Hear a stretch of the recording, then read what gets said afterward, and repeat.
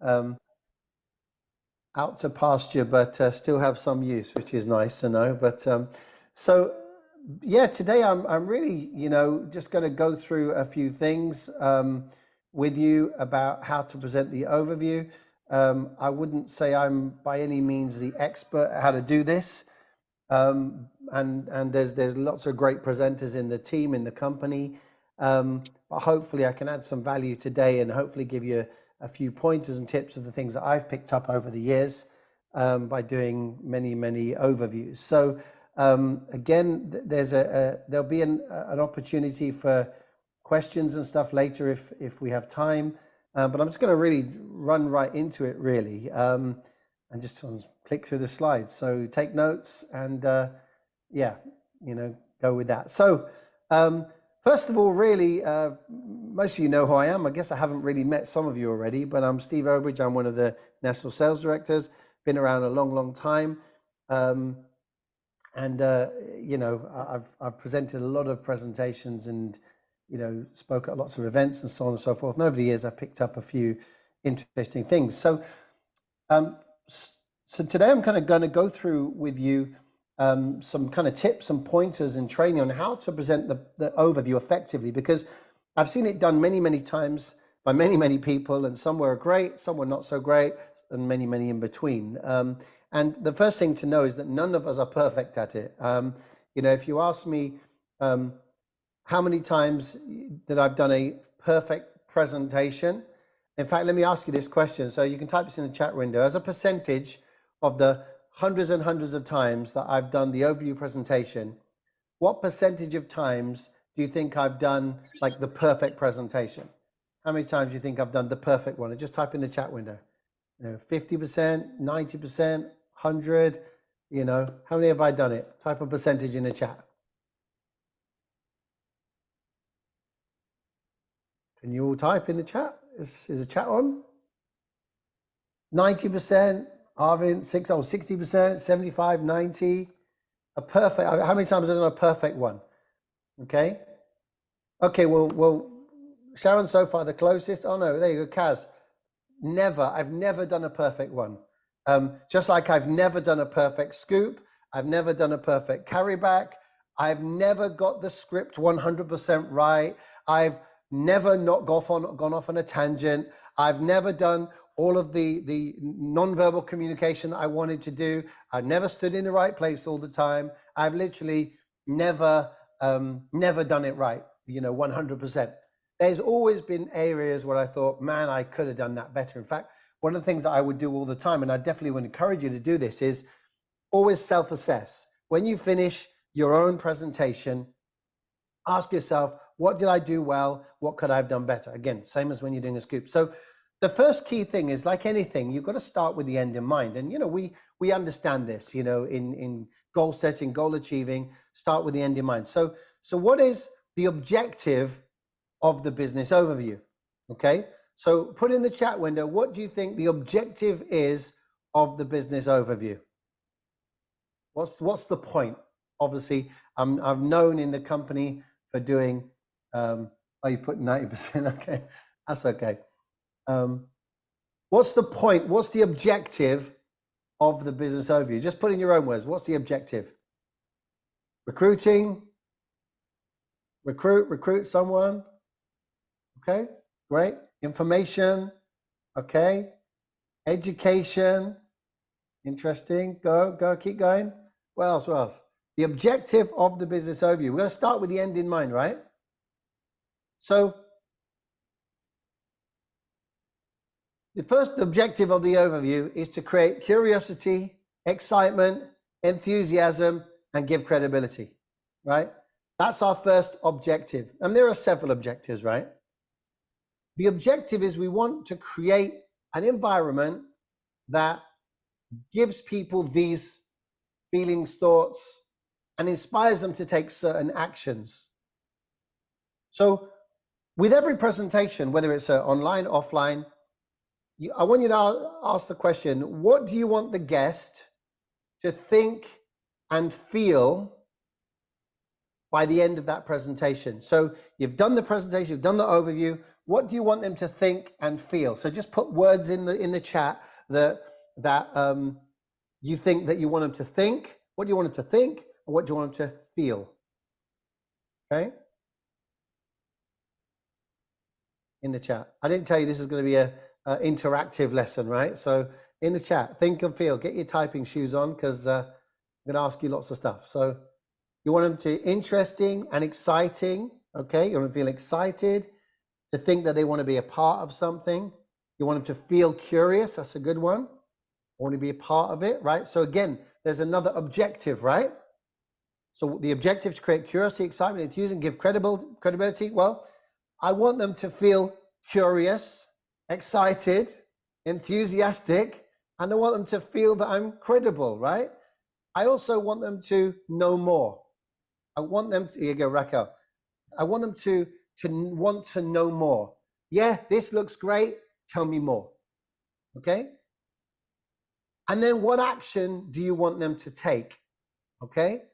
So the main objective of that overview, these are all kind of features of the overview. What's the main objective? The number one outcome that we're looking for on a business overview, an opportunity meeting. The number one outcome is what? Type in the chat. Number one outcome. What are we looking for? Recruit? Join the business? Join? Is it the number one thing? I mean, that is an outcome that we ultimately hope is going to lead to. But the number one thing is we want them to book an interview with us. We don't really tend to recruit them on the night, do we? We don't go, right, let's sign you up today. What we want is for them to say, I want to book an interview. Would you agree? That's your first priority. That is your objective, because without that, you're not going to recruit them. They're not going to join. You need to get them to say, yes, I want to know more, book an interview. We hand out blue slips. We get the blue slip back in. Why? To book an interview. Everything we do is about booking an interview. So everything that we do in that presentation has got to be geared towards that singular objective. Okay? That is the one outcome we're looking for. Now that leads to the other outcome we want, which is the ultimate goal, is for them to be a recruit. And then that's even a stage in the process. Another goal is that they get licensed. Another goal is they become a team leader. Another goal is they get senior team, etc., etc. But the outcome at this particular part of the process is they book an interview.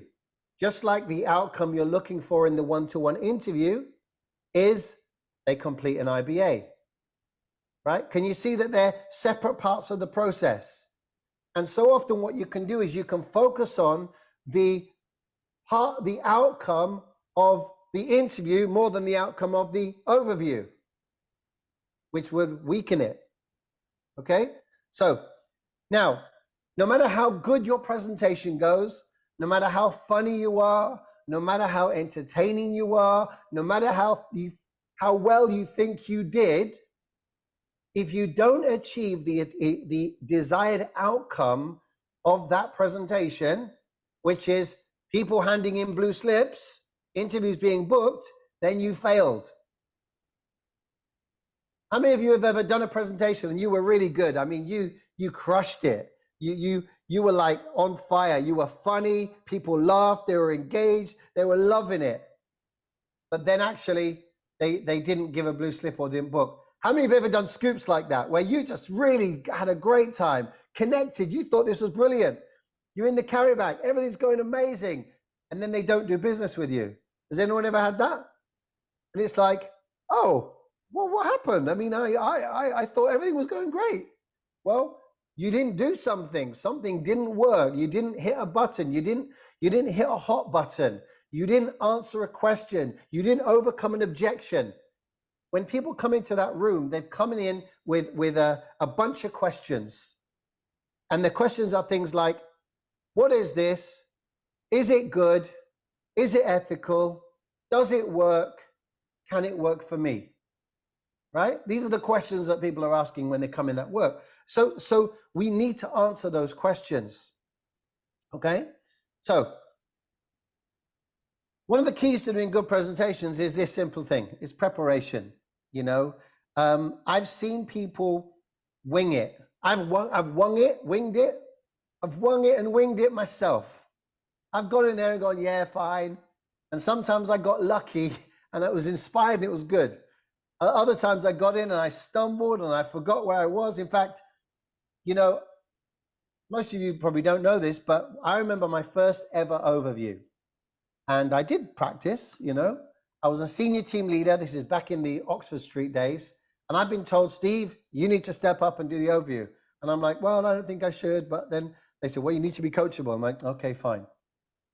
So I got up there, and in the room was 100 people in the room.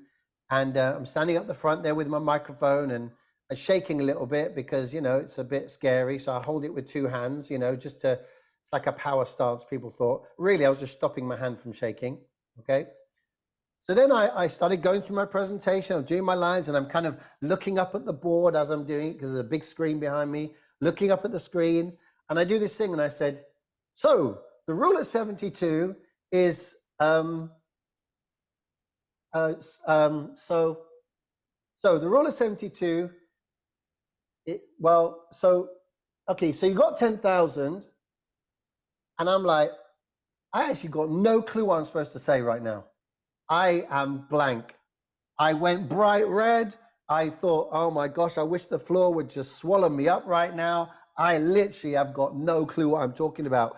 And in my mind, I'm going, you see, I told them that I shouldn't be doing this yet, right? And, but then I did this. I went, do you know what? I think I'll just start that bit again.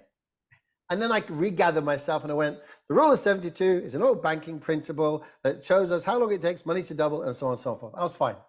And I kind of got my way through it. Now, at the end of it, I was gutted. You know, I was like, oh man, I can't believe I messed up so bad. How embarrassing. And then somebody came up to me and they said, oh, Steve, this is my guest. Oh no, they came up to me and said, hi, Steve, my guest really enjoyed your presentation.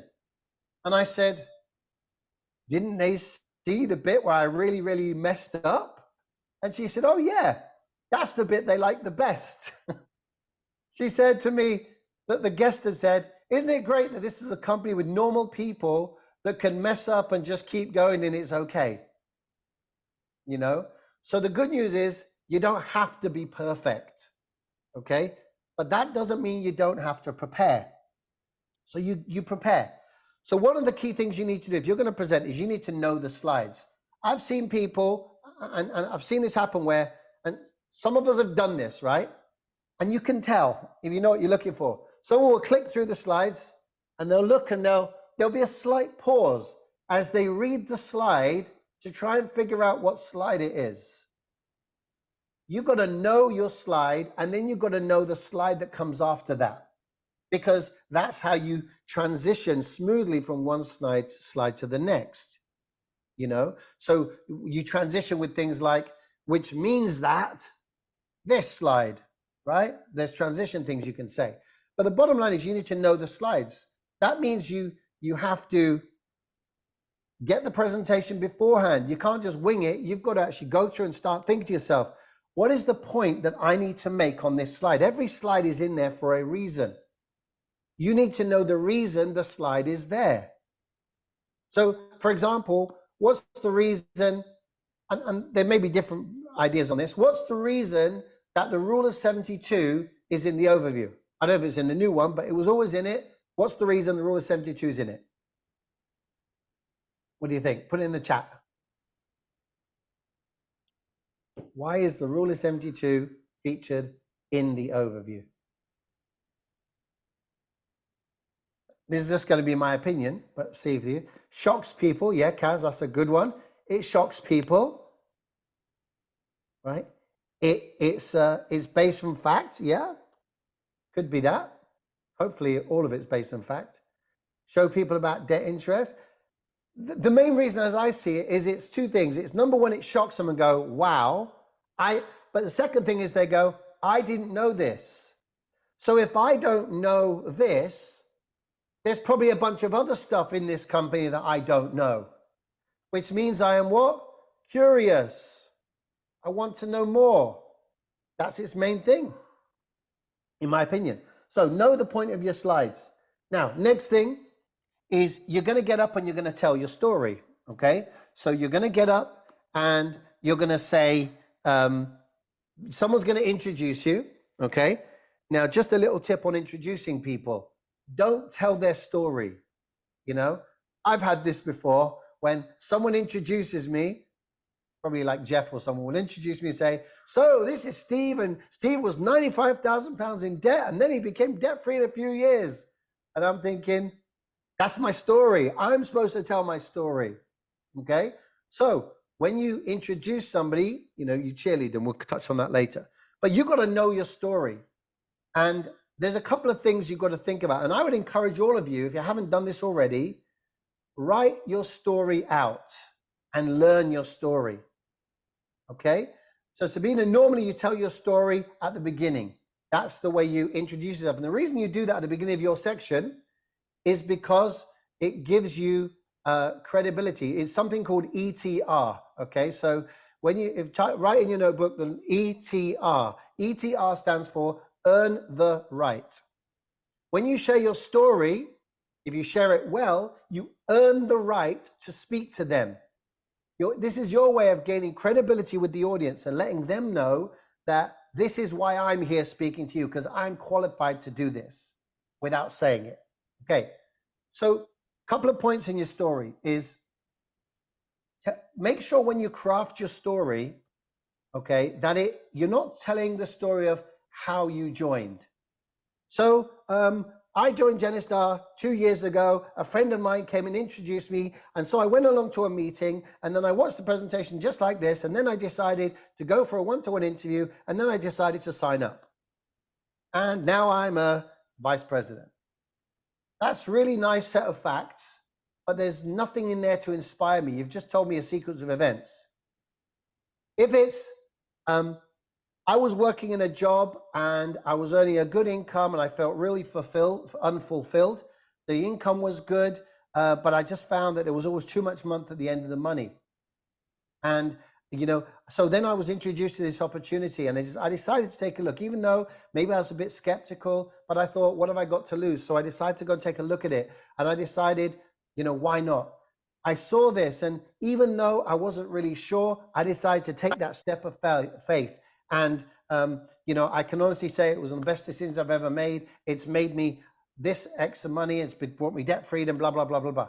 Can you see now that? Now, obviously, I've just done that quickly, but can you see how that story is a lot more interesting, engaging, and inspiring than this is how I joined, not why I joined?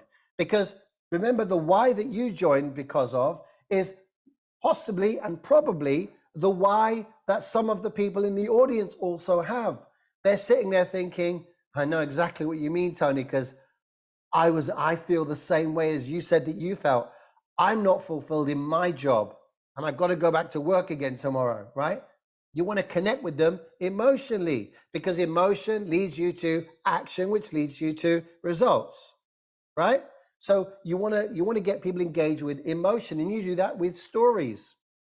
Okay. And again, I've taught before, and maybe I'll touch on it now, is, you know, the hook method. You know, you've got to use, first of all, you know, where you are now, okay, where you used to be and where you're going. So it's like a hook. So this is where I was, and, you know, so this is where I am now. I'm this is where I used to be, and it was this, and this is where I'm heading, and so on. But also, it's really important to use the tone of your voice.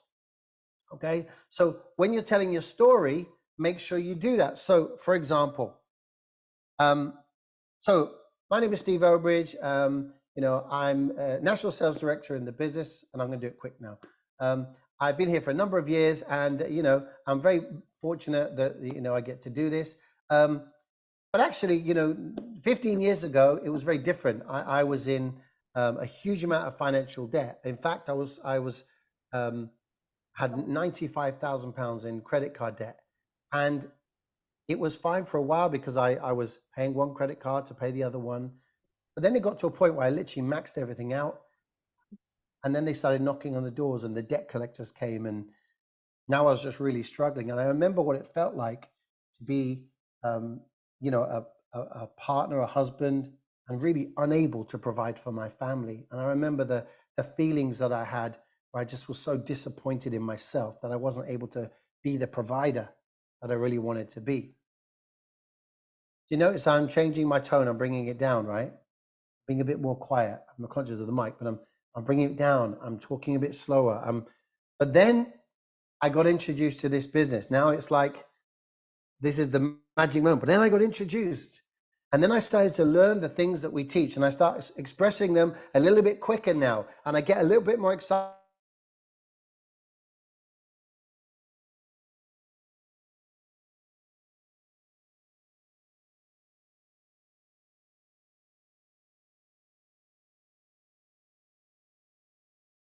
Situation. And I'm just confident that for many of you who may be in a similar situation, if it can work for me, it can work for you too. Right? That's my story. Now, obviously I whizzed through that and I, jumped around, but does that make sense?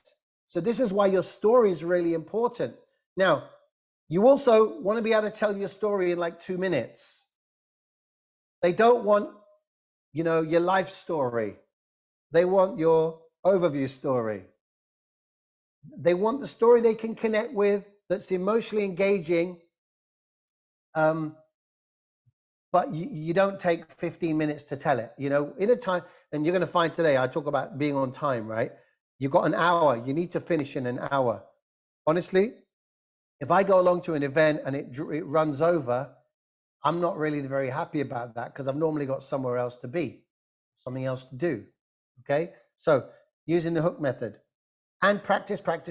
You have to be practicing, because the bottom line, guys, is you're not going to be good straight away. Like anything, when you first did a scoop, you weren't good, right? You had to wing it, and you had to practice and learn your scripts. When you did, you did it. Most people are not skilled enough to adapt or to wing it. Is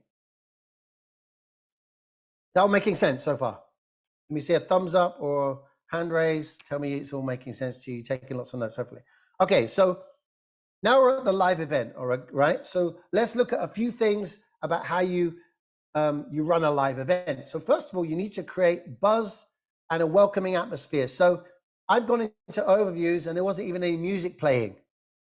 It's not a big deal to get a little Bluetooth speaker and play a playlist from the laptop or your phone or whatever.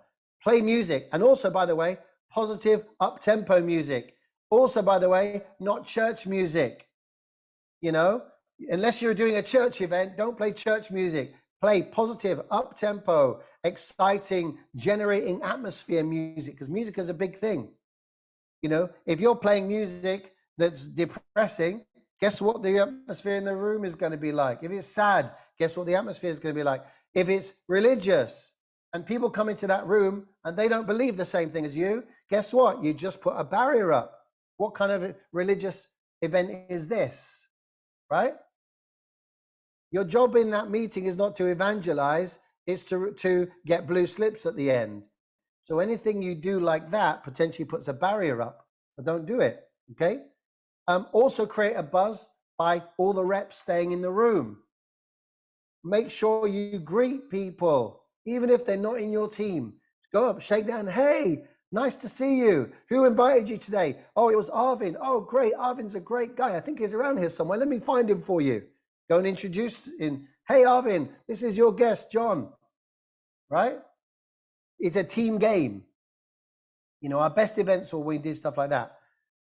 Also, from an organizational perspective, allocate roles, greeters, ushers, etc. So if you're obviously you're all at different places all over the country, right? So get a group together that's all going to be there and say, right, we all need to take responsibility for these different areas, allocate roles and so on. Seating people. Don't just go, oh, welcome, go in there, take a seat. If you've got an usher that can usher someone to a seat, that's even better, right? Because now they feel more important. Also, you can control where they sit, and you want to fill up from the front first. Okay? So train the team to know what to say to guests. So whether they welcome them, and again, speak to your vice presidents about what to say, but welcome them. Okay, take them to their chair. When it finishes, make sure your team knows to ask them, what did you like best about what you saw? Was it helping people, making money, or both? Or whatever you want your team to say, but make sure they know.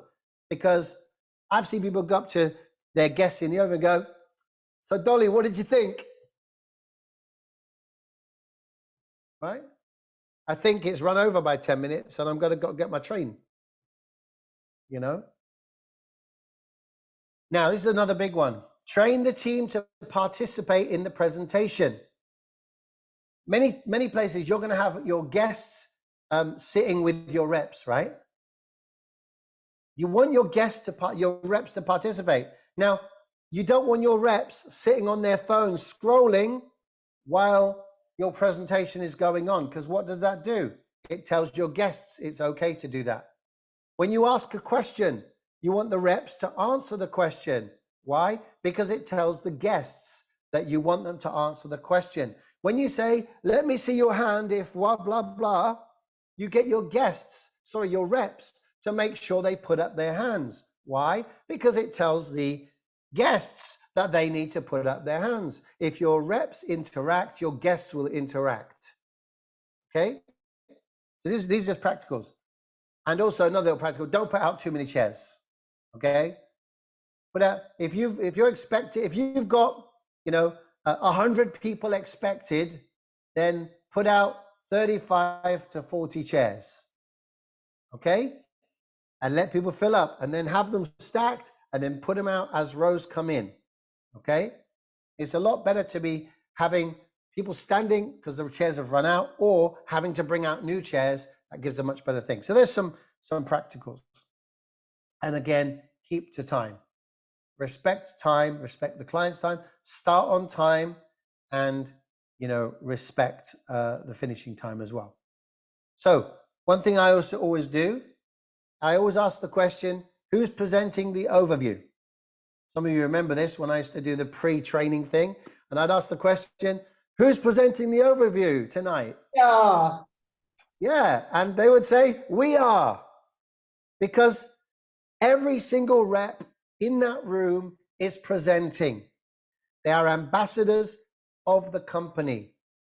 They're ambassadors to guests. They are the smiley greeting face. You want people to walk out and go, man, those people were awesome. I need to be in that, right? It's not just the presenters. It is everybody who is presenting, okay? We are. So also be aware of your non-verbal communication, okay? So body language. Now there's some really powerful things, okay, in this. Like where you stand and how you stand. So if you're standing there with your hands in your pockets, that's not a good look. It's not professional. The way you stand is, I'm shame I can't actually show you because I'm not wide enough angle really, but it's like you want to have an open stance in your body language. I'll go back a bit, see if I can do it. More of an open stance in your body language. So palms out is a good thing to do. Don't point at people. If you're going to indicate to somebody, indicate with a hand, okay? Don't cross your arms like, yeah, so right, that makes sense, doesn't it? That's not good. It's got to be open. Don't put your hands on your hips and stand there like proud, This is not what you do. You express, you smile, you stand. There's different places to stand. Like again, I'll give you an example. So, and this is probably more for bigger venues, but it can also work in smaller ones. Is that you want to put yourself in the middle, in your kind of zone, if you like. So if you're on this side of the stage, so let's imagine my screen's the stage. You're on this side of the stage, okay? And then you want to move to this side of the stage. You've got these two different sides, this side and this side. These are kind of like anchor points. And then you've got this bit in the middle here. This is like the power slot, front center. This is the bit where you're going to make your most important points. So the call to action at the end, okay, or CTA, the close, if you like, the challenge, whatever you want to call it. You do that in the middle of the stage. You don't stand at the side, you stand in the middle, like right there, okay? It's okay, and you should walk around. Don't just stand still in the middle. Walk around. Okay, use your body language to express things. So, for example, a good one to do that is on the rule of 72. So you can stand on one side of the screen for the rule of 72. So you're over here and you're saying, so this is a rule of 72 is an old banking principle, blah, blah, blah, blah, blah, right? And then you make that point that the banks take your 10,000 and then you can walk with their 10,000 across to the other side of the room. And they go and put it into the bank, the place where they get 6%. So you see, you can use your body language to make your point. Okay? It's a really powerful thing because remember, so much of communication is body language. So if I say to you, I'm really excited about doing this training today. I mean, the fact that I got invited on is great. All my words said, I'm excited, right? But my body language, my tone of voice said the opposite of that. Yeah? So this is why it's really important. So again, just use your body language. So if you're talking about, it can take somebody from here to here. Make the point from this section to this section. Use that. Walk. But here's the thing. Don't just wander around, okay? Some people, they kind of wander. They just kind of mosey on with the microphone, chatting away, and they're wandering around the stage, Have you ever seen that? Don't do that. Move with purpose, okay? So you want to move from this point to this point. So make your point, move to this point, make your point. Now, you can be talking while you're moving, but make it a definite move to a point. Make it a definite move to the under point. I'm going to go from this point. I'm talking to you people, and now I'm going to come over. I'm going to talk to you people. Does that make sense? Yep. Let me see thumbs up, hands raised if you're getting this. Okay. So now you always want to you want to use hand raises. Okay. So you say things like, let me see your hand if you just absolutely love your day job. Oh, there's always one, right? But you know what you do? You put up your hand. By the way, you also, just another tip, put your left hand up. You say, but Steve, I'm right-handed. Yeah, but put your left hand up because most of the people in the audience, I suppose I'm flipped, aren't I? So this is my left, by the way. Put my left hand up because most of the audience are right-handed too. So guess what? They want to mirror you. Okay? People tend to mirror. So they will put their hand up.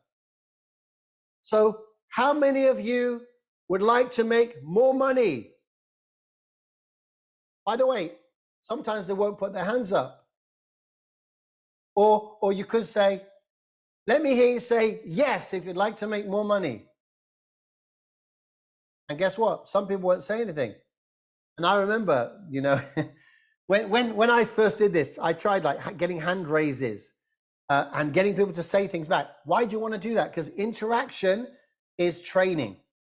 When you're getting people to follow simple instructions, okay, by saying, let me see your hand, raise your hand if 1, 2, 3. Let me hear you say, yes, Steve, if you think this is true. When you get, I guess in social media, they call it engagement, right? When you get engagement, okay, what you're doing is you're training people to respond to your instructions. So at the end, when you say, raise your hand if you like a blue slip. Oh, yeah, I'm used to raising my hand right now. You're training them to do as you tell them to do. Does that make sense? Okay? When you ask them a question and you say, yes, Steve. Now, sometimes they're not going to say it, right? And I remember I've had this, right? And this is what I used to do. It's a very English thing to do, right? I'd say something like, if you want to make more money, say, let me think about something I used to say. Okay, let me just say energy. Okay, so let's say energy. So if you're really excited about learning something today, say energy, right? Say energy. And obviously I've got to say that with energy, right? Now, sometimes you'll get 2 people that say it, right? Anyone ever had that? You've wanted them to say something or raise a hand and no one's done it. You're like, it's like crickets, it's really quite, you're like, oh man, okay, embarrassing. Anyone experienced that? Or just me? Crickets. Now, I used to just go, oh, quick, move on. They didn't say it, just carry on. Anyone done that? Yeah. But I don't do that. You know, I learned they need training. Okay? So if you'd like to make more money, I want you to say, yes, Steve. Or how many of you have blah, blah, blah? Let me hear you say yes. And like 3 people, and I say, oh, is it just me? How many people, blah, blah, blah? Let me hear you say yes. And they go, oh, we're supposed to say something. Yes. Right? They need training. So you've got to train them in that section. And by the way, the one that goes first, you've got the biggest job to start the training off. Okay? You do this for training. It's not for your own ego. You know, I never used to do things like, let me see your hand if you do this, and let me hear you say yes or whatever, or shout energy. I never used to do that. I used to have this mindset, that's not really me. I'm not really a motivational speaker type. I'm more of a teacher. I like to break things down, and I don't really do that. Good that other people do it, but not really my thing, right? And I had to learn. You know, I remember I was speaking at Olympia. I was asked to speak at this event. As Olympia, right? It's kind of a, you know, big deal. Sounds good. And I got there and I'm doing my sessions and all that, and people aren't really interacting. And then a friend of mine got up and did his bit. This guy, I'm telling you, he had people in business suits jumping up and down. And I'm like, flipping heck, man, how does he do that? Because when I was speaking to the very same people, they were just sitting in their chairs looking at me. But he got them jumping up and down. He got one guy standing on a chair. I'm like, how? Right? It's really key. Make eye contact with people. When you're speaking to them, there's something called the 3-second rule. Have you ever been in an audience and a speaker looked at you and they came right in and they said, you know, and that is why we're here to help you do things better. They looked at you. And they weren't really talking to you. They were talking to everybody, but they looked at you when they said that. And you thought, wow, you're talking to me. Anyone ever had that when you felt that they were talking directly to you? Yeah, they made eye contact. Don't make eye contact. 1 second it's not like, yeah, hi, okay, making eye contact with everybody, right? It's make a point, 3-second rule. Go over here, 3-second rule. Go over there, 3-second rule. Anything over 3 seconds starts to get a little bit weird. If I keep looking at you and I'm making my point, it starts to get a little bit weird as I keep looking at you, doesn't it? But if I look at you, and if I go over here and then I say, this is the point I'm trying to make, right? Does that make sense? And I go over here and do the same thing again, and I come back. Can you see the difference? I don't know if it's capturing it on camera, but it's like, that's what the person sees. And how you dress. Listen, guys, you want to project success. And I know that there is an ethos or a culture in Genistar that, well, we show up in people's houses and we don't wear suits and we don't dress up. You know, we're kind of laid back like that. And that's a cool thing. And yes, it is. But that event is our shop window. And we need to project ultimate success. You dress up, you show up, you stand up and you be counted. If you show up and you're in scruffy shoes that are not clean, guess what? Somebody in that audience is going to look at that and say, this guy in anyone successful, he's got holes in his shoes. Oh, yeah, this guy, I hear what he's saying, but look at his trousers. He's got a hole in the back of them, right? You can't do that. You've got to dress successful. I'm not saying you have to dress in suits and ties and stuff, but smart, business casual, business, business smart, but you don't have to wear a tie. You can if you want, but honestly, you want to be the image of what people expect you to be, So important to do that. And again, let's look at their body language. You're going to notice there'll be some people looking at their watches. There's going to be some people that are yawning. There's going to be some people falling asleep.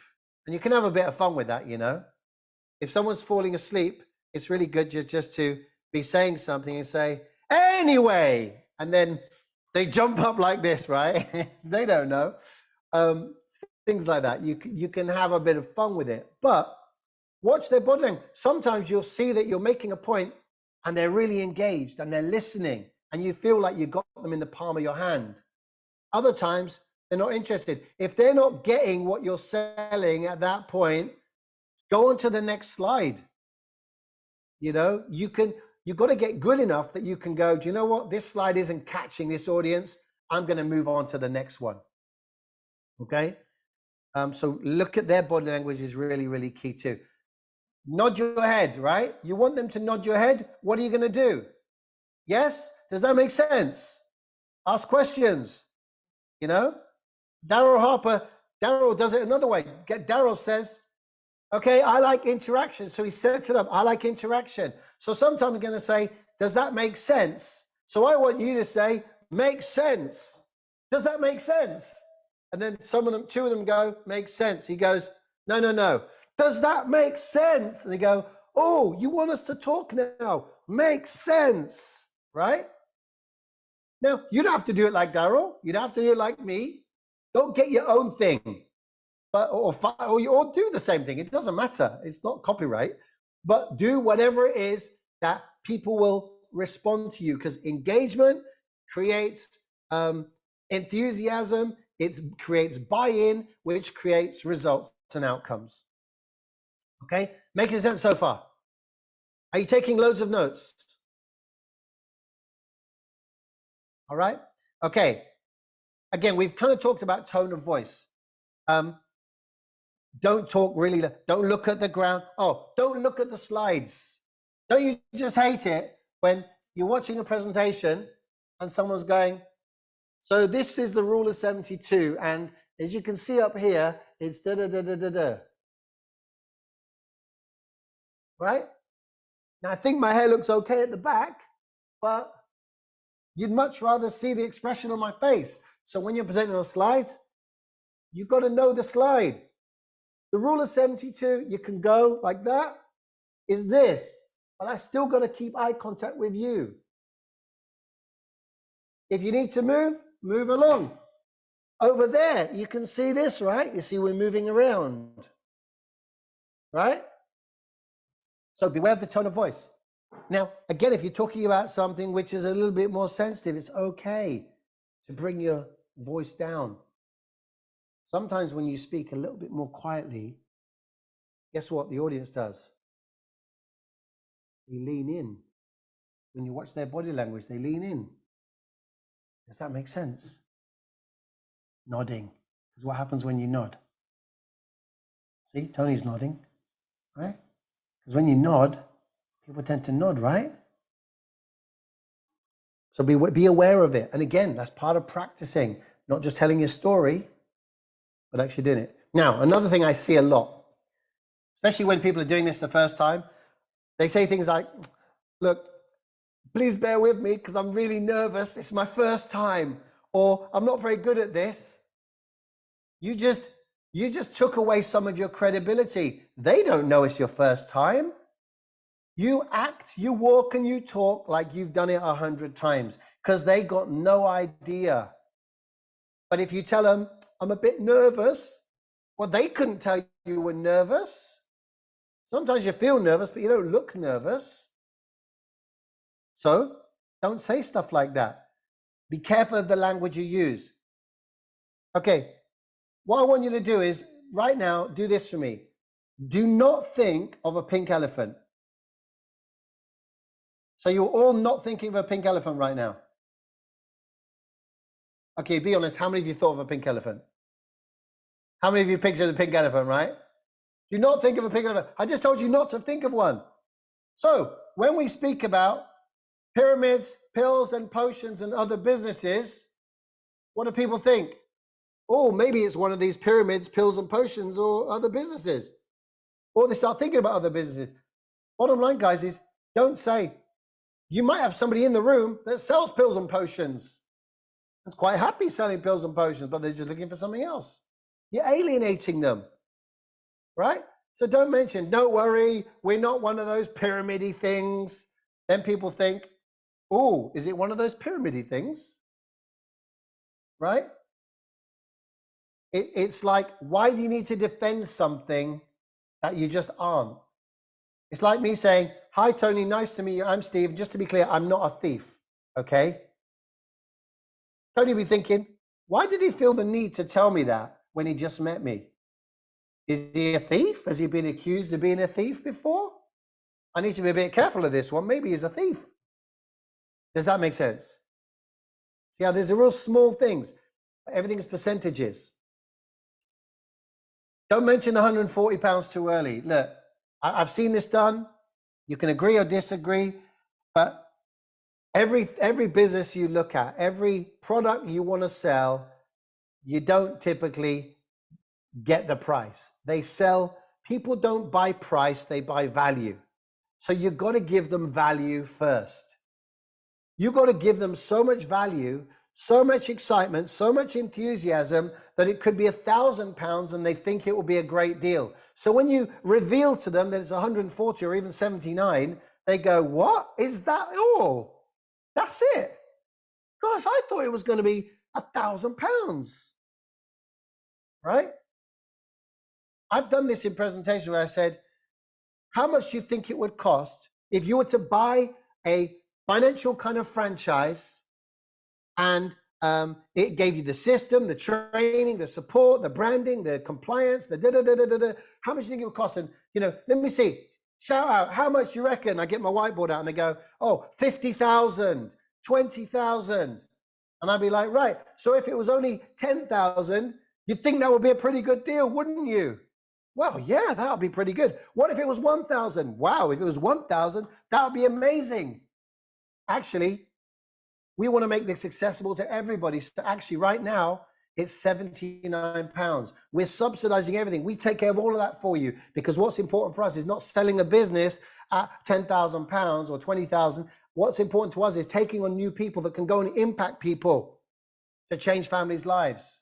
Can you see why we do it at this price now? It makes sense, doesn't it? Because we can help more people, right? I mean, that's just an example, but you see my point. If you say, okay, well, I joined this business, I paid my £140, people go, oh, it's £140. I knew there was going to be a catch. I knew I was going to have to pay some money. Is it too early for me to get up and leave?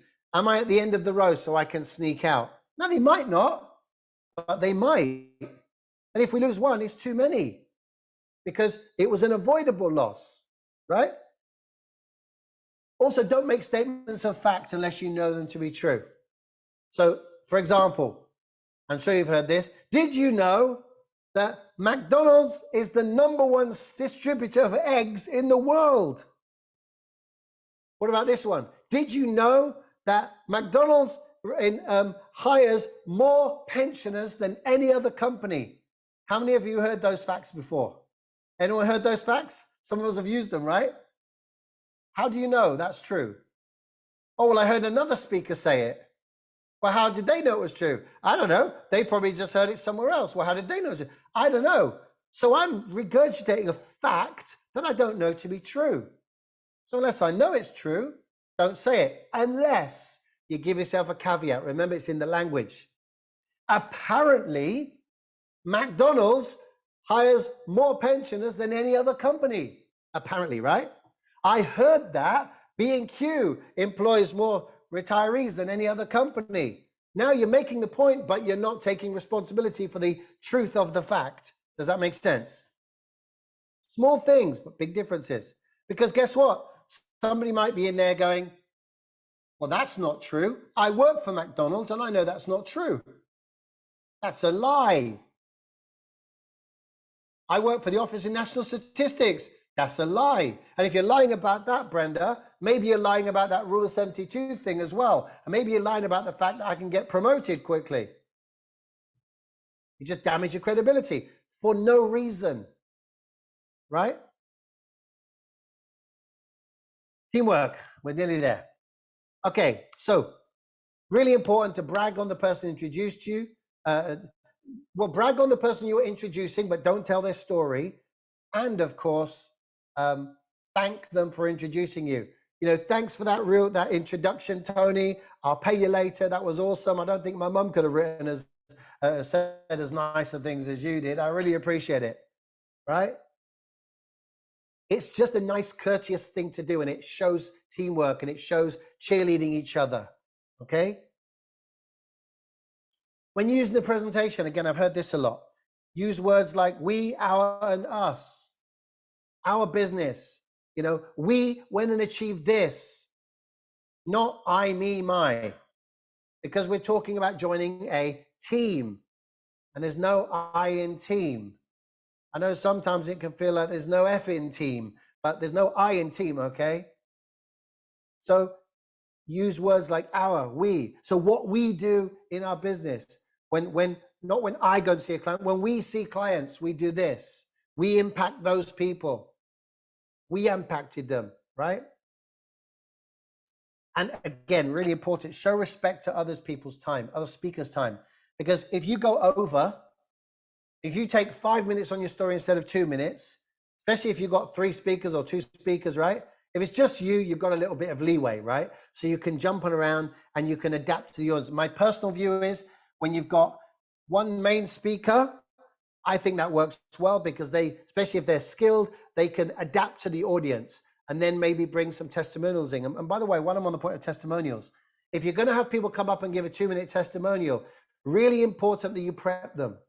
Really important that you hear what they're going to say first, because I've seen this happen. Hey, so-and-so was the #1 recruiter last week, so we're going to get him up. So tell us, you know, what do you like best about the business? Well, I really love selling insurance.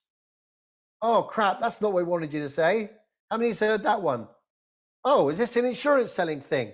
I thought it was helping families, right? They just killed your presentation. Maybe you lost a recruit because that guy wasn't prepped. That's why you just can't get anyone doing testimonials. Oh, quick, we need a testimonial. Can someone do one? It's better to have no testimonial than a bad one that says the wrong thing. Prep your people with testimonial. Here's your testimonial. Can you write it out for me? Can you tell me what you're going to say? This is what you can't say. You can't say, I sell insurance. You're going to make the point that this is why I joined. I'm really excited to be here. Remember, when someone's doing a testimonial, you've got to ask the question, just like this. It's a mini overview, right? What is the point of the testimonial? So when somebody comes up to give a testimonial in your overview, what do you want? What's the point of that? Put it in the chat window. What's the point? What do you want them to add in terms of value to your presentation?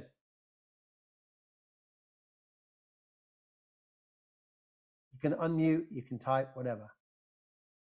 What do you want that testimonial to do? So Brenda, if I'm going to come in your overview and I'm going to do a testimony, I'm a new person. What do you want from me to add value?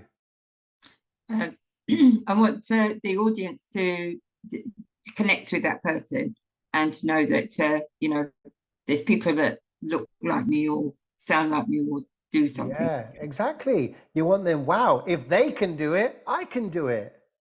Wow, they look like me. They're from a similar background as me. Wow, they've only been here a month and they made £1,000 already. Wow, if they can, maybe I can, right? That's what you want from them. You don't want their life story. You just want them to make a point so it inspires somebody to take action. That's it. Okay, and then finally, gosh, 4 minutes to go. I guess we got 5 extra because, you know, we had a bit of people coming on and stuff. All right, finally, call to action, okay? Now, this is the toughest part for most people. It's like, this is the sales bit. Remember, this is a sales pitch. What we're selling is the outcome we want is not for them to buy a car, but the outcome we want is for them to fill out a blue slip and book an interview, right? We agreed that at the beginning.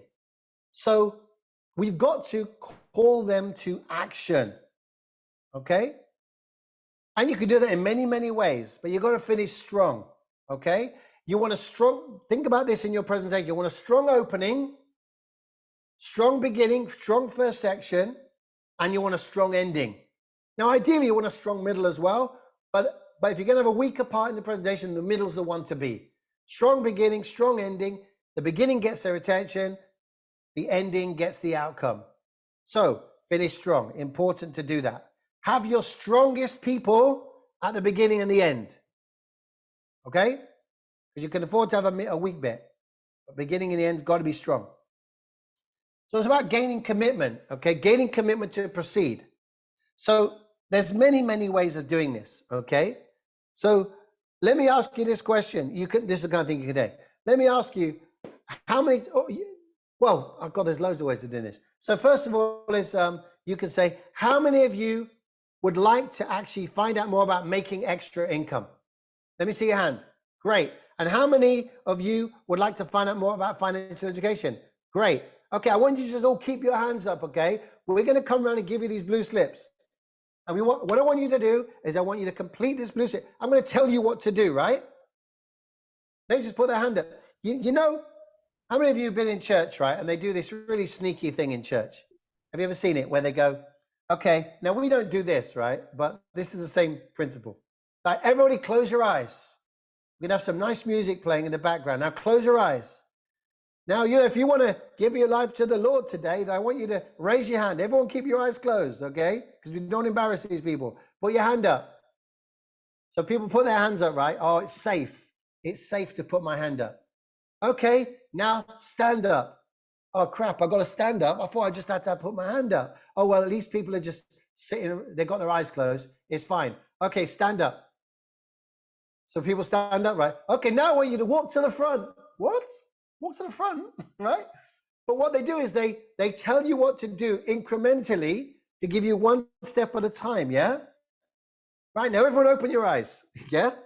Now I'm at the front already. So whatever your opinion of that, it's a similar principle. I want you to guide them through the process of what they do next. So you've got to gain commitment. You've got to give clear instruction. What do we do? You can't wait for them to go, great, that was a great presentation. What do I do now?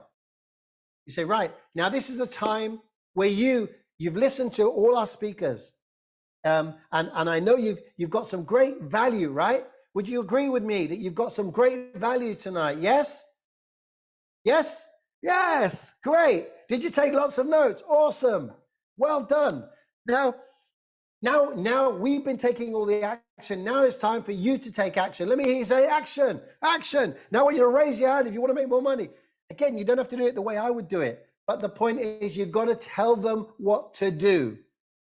And because you've hand raised and you've got them following your instructions, by the time you get to that point, they're already used to following your instructions. So it's easier. If you haven't done that through the presentation, it's harder. Okay? So yeah, here we go. Clear instructions on the next steps. I like it when they go, okay, get this blue slip now. I want you to, this is another good one. Everyone who's got your blue, I want you to hold up the blue slip you've got right now. Let me see it. Hold your blue slip. I think Daryl says, hold your blue slip up if you want financial freedom. Guess what? People hold their blue slips up. Great. Now I want you to get the blue slip. I want you to hold it like this. Now I want you to tear this bottom part off. Right? Guiding them through the process. Now I want you to get a pen. Does anybody need a pen? Put your hand up if you need a pen. Okay, our ushers are going to come around with pens. Another tip, make sure you got spare pens, right? Anyone need a pen? Anyone need a pen? Great. Now I want you to fill out your details and I want you to tick these boxes that are relevant to you. And after this, go to the person that invited you and they will tell you about how to find out more. If the person you invited isn't here, please come and see us at the front and we'll make sure that we get you into the right place. See, clear, simple instructions. Okay? Don't be afraid of the close. Okay? Thank people for coming. Get their commitment. Thank them for coming, and talk to them about the next steps. Please feel free to hang around afterwards and come and talk to us. We'd love to speak to you. Okay? You could even talk about. I know you're going to have some questions. In fact, right now you should have questions. I've done things like, now some of you are sitting there thinking, Steve, where do I sign up? I want to join right now. Well, I'm sorry, you can't. I do that. And people go, oh, why not? So they're like, why can't I join right now? Because there's questions we still need to answer. And it wouldn't be ethical of us to sign you up to something without answering more questions. And we're an ethical company. So this is why you need to come and speak to us and find out more. Make sense? See, all that gives credibility, doesn't it? We're not trying to sign you up. We're trying to sell you. We're an ethical business. We're looking to interview you to find out if there's a mutual interest. We want to see if we're a good fit, because guess what? It costs us, it might only cost you £79, but it costs us a lot of time and effort to train and develop somebody. So we need to find out if we have a mutual interest. Does that make sense? Is that fair enough? Right? And don't be afraid to challenge them. And I'll give you an example of that. And you can do your own, but this is just something that I used to do. Now, some of you are sitting there and you're thinking, that was a nice presentation, and you're going to go back to work tomorrow and you're going to do nothing.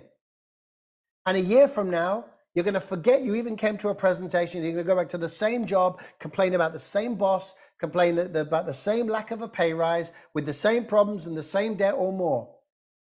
And some of you are going to do something different. Some of you are going to say, do you know what? Maybe this is the pivotal moment in my life.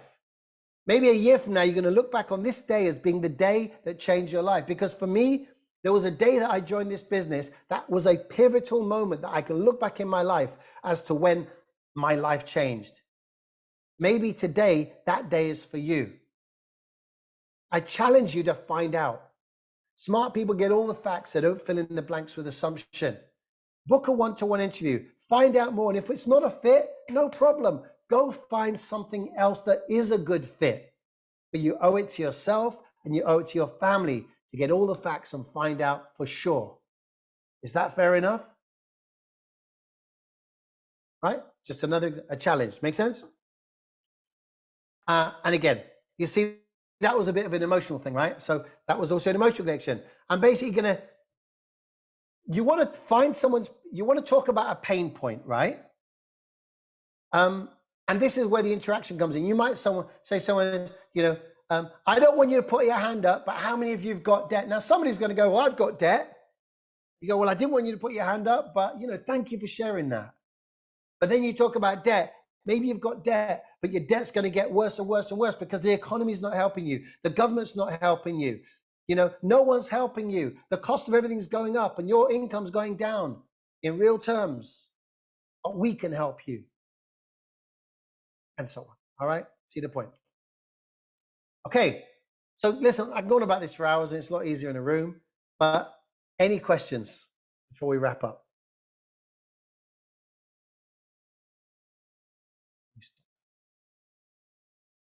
Questions, comments, thoughts, whatever. I haven't got a question, but I thought that was great. That was fantastic. Good, good. Now, what I'm going to do now is I'm going to send you all a virtual blue slip, okay? So let me see your hand raise if you want to be financially free, location free, and time free. Let me see your hand if you want to be one of those things or all of those things. So the ones that you haven't got your hand at, you don't want to be time free, location free, and financially free. See, just like a real audience, yeah? Good. Again, that's just an example. I mean, it works online, it works offline. It's the same principle, yeah? But yeah, listen, good. Hope that was useful. And yeah, I mean, listen, I know you're not going to, I'll definitely encourage you to get the recording and literally go through it, stop it, take notes and pick up the bits that work for you. Look, I am not the definitive rule book on how to do an overview. Very, very far from it. This is just Steve, me sharing some of my limited experience with you. That's all. Steve, can you hear me? Barbara here. Yes. I want to say thank you so much. I was just here listening with Karel, and I've been saying that it was such a great reminder because sometimes, even when you think you're a great presenter and listening to you, think, man, I need to go tidy up my story. I mean, become more concise. And that's the thing about it, that sometimes we do get complacent, but we think we're really good at something. So thanks for the great reminder. Looking forward to listening to the presentation again. So thank you so much. As always, you are amazing. Thank you, brother. Barbara, do you mind if I give you some coaching? Thank you. Do you mind if I give you some? Because you know what? You tell your story, right? And it's a really good story. But I remember you haven't heard me do it in a long time, but go on. I remember the story that I heard when we were in Chichester at dinner. And you were telling a story to Isabel, I think, and Margot about being in Jamaica and that where you came from. And I don't think I ever heard you tell that in your story. And I think that is an amazing story. So I would encourage you to work that into your story if you haven't already, because Yeah. you talk about accountant and all that in this country, but I think you've got a backstory which is really, really powerful, that it's huge. I mean, it's so inspiring, you know, and emotional.